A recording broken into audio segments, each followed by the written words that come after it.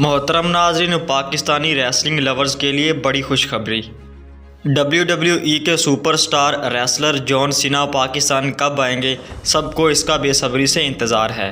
तफसीलात के मुताबिक superstar WWE wrestler John Cena निजी कंपनी की दावत पर जुलाई में पाकिस्तान पहुंचेंगे। ज़राए का कहना है कि जॉन सीना के साथ तमाम मामलात तय पा चुके हैं, ताहम निजी कंपनी के तावन से कराची और इस्लामाबाद में प्रोफेशनल रेसलिंग के मुकाबले होंगे। ज़राए का ये भी कहना है कि जॉन सीना समेत दीगर प्रोफेशनल रेसलर भी पाकिस्तान आएंगे।